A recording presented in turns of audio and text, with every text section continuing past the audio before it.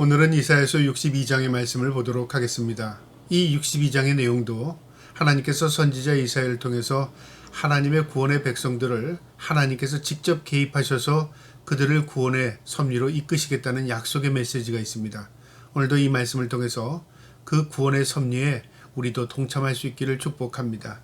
62장 1절에 나는 시온의 의가 빛같이 예루살렘의 구원이 햇불같이 나타나도록 시온을 위하여 잠잠하지 아니하며 예루살렘을 위하여 쉬지 아니하실 것인즉, 바로 여기서 나라는 의미는 예수 그리스도를 상징하는데요.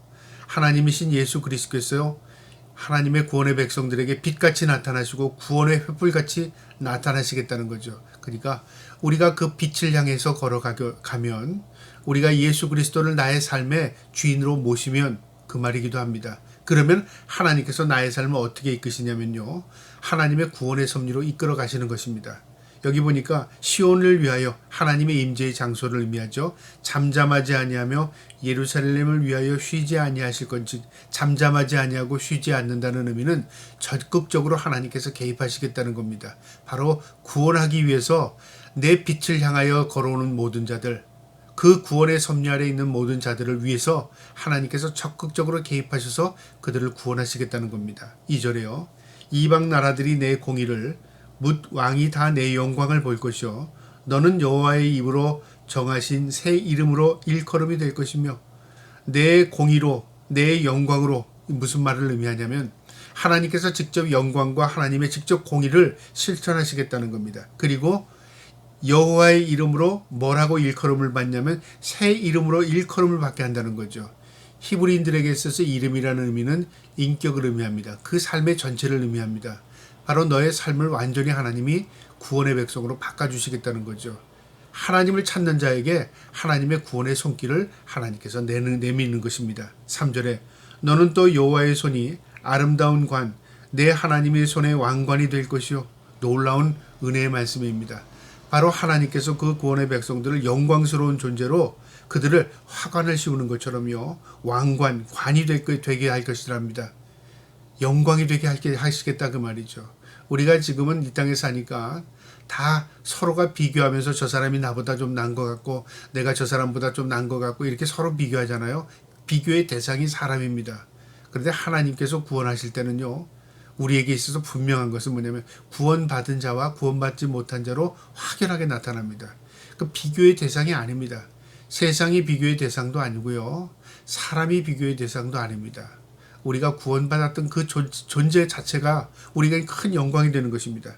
우리를 아름다운 관, 하나님의 손에 왕관이 될 것이랍니다. 4절에 다시는 너를 버림받은 자라 부르지 아니하며 다시는 내 땅을 황무지라 부르지 아니하고 오직 너를 홑시바라 하며 내 땅을 삐울라라 하리니 이는 여호와께서 너를 기뻐하실 것이며 내 땅이 결혼한 것처럼 될 것임이라. 하나님께서 다시는 이 땅을 황폐한 땅, 황무지가 되지 않게 한다는 거죠. 이 말은 다시는 너를 고통 가운데 있지 않게 하겠다. 다시는 너희가 절망 가운데 살지 않게 하겠다 그 말이죠. 그리고 하나님께서 그들의 이름을 뭐라고 불러주시냐면 홑시바, 삐울라라고 불러줍니다. 이 말의 의미가 무슨 말이냐면요, 홑시바는 내가 너로 인하여 기뻐한다는 겁니다. 그러니까 우리가 사랑하는 대상을 보면 내가 기쁘잖아요. 그러니까 하나님의 택함 받은 백성들이 하나님의 기쁨이 되게 하겠다는 거죠. 우리가 하나님의 기쁨이 됩니다. 우리가 그래서 홑시바가 되는 겁니다. 또 삐울라는 뭐냐면요, 결혼한 여자를 의미합니다. 사랑받는 여자, 사랑한 대상이 있는 여인을 의미하는 거죠. 그러니까 행복이 있고 기쁨이 있는 그 여인이 되게 하겠다 그 말이죠.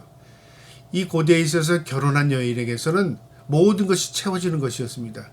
결혼은 곧 행복의 꼴이니라, 그 고대인들은 그렇게 생각할 수 있었습니다. 그러니까 하나님과 우리의 관계가 신랑 예수 그리스도께서 신부인 성도들을 구원하는 놀라운 은혜가 바로 모든 것이 완성이 되는 그런 의미입니다. 너를 홑시바가 되게 하겠다, 너를 삐울라가 되게 하겠다.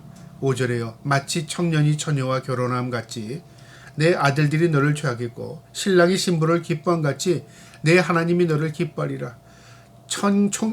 청년이 처녀와 결혼함 같이, 다시 한번 설명해 주는 겁니다. 너희가 삐울라, 너희가 홑시바가 되게 해서 한 남자의 사랑을 받는 그런 여인처럼 너희를 그렇게 내가 영접하겠다. 너희가 하나님의 기쁨이 되게 할 것이다. 그 말을 다시 반복해서 설명해 주신 겁니다. 6절에요. 예루살렘이여 내가 너를 성벽 위에 파수꾼을 세우고 그들로 하여금 주야로 계속 잠잠하지 않게 하였느니라. 너를 여호와로 기억하게 하시는 자들아 너는 쉬지 말며. 하나님께서 이 구원의 백성들에게 일깨우기 위해서요 파수꾼을 세웠답니다. 마치 성벽에 파수꾼을 세워서 외치게 하는 것처럼요. 왜 파수꾼을 세웠냐면 바로 우리에게 구원의 메시지를 계속 전달할 수 있도록요. 여기서 파수꾼은 누구를 의미할까요? 물론 이사야도 파수꾼의 의미고요. 오늘날 메시지를 전하는 하나님의 사자들, 목회자들도 파수꾼을 의미합니다. 이 파수꾼이 기능을 제대로 하지 못하면요. 엉뚱한 얘기하게 되면 그들을 구원에서 멀어지게 만드는 겁니다. 그래서 구원의 길로 인도하는 것은 하나님의 메시지를 올바르게 전달하는 겁니다. 그게 파수꾼의 역할입니다. 계속 잠잠하지 않게 하겠다는 겁니다. 쉬지 말랍니다. 그러면서 7절에 또 여호와께서 예루살렘을 세워 세상에서 찬송을 받게 하시기까지 그로 쉬지 못하게 하리라. 계속적으로 파수꾼을 세워서 하나님께서 그들에게 외치게 하겠다 그 말이죠. 그러니까 오늘날도 구원의 백성들을 구원하기 위해서 하나님께서 이 선지자들을 통해서 이 종들을 통해서 계속적으로 메시지를 전달하게 하는 겁니다. 이 메시지가 구원의 메시지를 받아들일 때 우리가 참된 구원의 길로 이끌림을 받는 것이죠. 8절에요. 여호와께서 그 오른손 그 능력의 팔로 맹세하시되 내가 다시는 내 곡식을 내 원수들에게 양식으로 주지 아니하겠고 내가 수고하여 얻은 포도주를 이방인이 마시지 못하게 하였은즉. 이 말은요 이스라엘 민족이 농번기가 되면 왜 이 이방인들이 쳐들어와서 다 약탈해 갔었습니다. 그 사사기에 보면요 농번기가 되면은 이 전쟁이 일어나는 경우가 참 많았습니다. 그러니까 이스라엘 민족에게서 항상 그것을 곳간에 숨기고 그리고 또 그것을 숨겨놔야 그 양식으로 연명할 수 있었습니다. 하나님께서 그렇게 하지 않겠다는 거죠. 이제는 누구도 너희가 거둔 것에 대해서 빼앗기지 않게 하겠다. 누구도 너희 양식을 먹지 못하게 하겠다 그 말이죠. 하나님이 너희를 지켜주시겠다 그 말이죠. 이 말은 우리가요 넓게 보면 바로 천국으로 너희를 인도하겠다 그 말이기도 합니다. 9절에 오직 추수한 자가 그것을 먹고 나 여호와를 찬송할 것이요 거둔 자가 그것을 나의 성소들에서 마시리라 하였느니라. 하나님 앞에서 먹고 하나님 앞에서 마시게 하겠다. 바로 하나님이 보호하시겠다.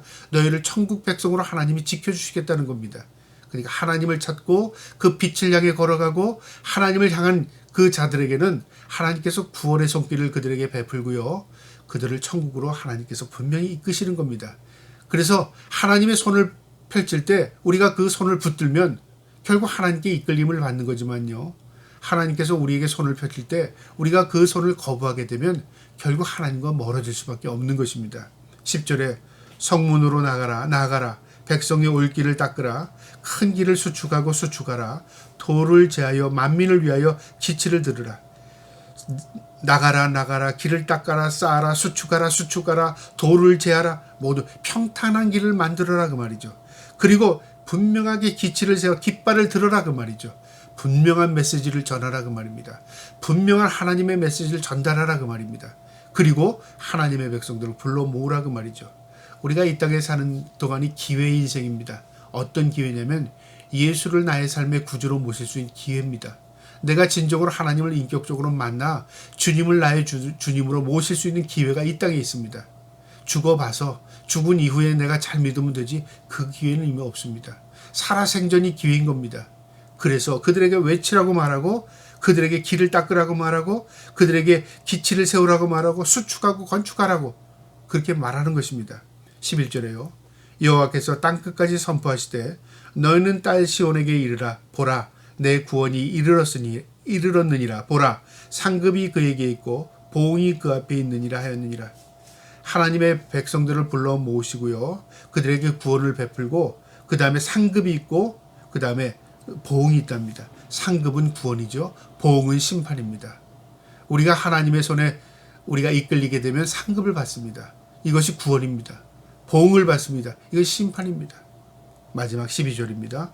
사람들이 너를 일컬어 거룩한 백성이라 여호와께서 구속하신 자라 하겠고 또 너를 일컬어 찾은 바 될 자요 버림받지 아니한 성읍이라 하리라. 마지막 때가 되면 모든 사람들에게 하나님의 구원받은 백성이 어떤 존재인가를 모두 알게 한다는 거죠. 아, 너는 거룩한 백성이요 구원의 백성이구나. 그 말은 누가 할 수 있습니까? 우리가 하는 게 아닙니다.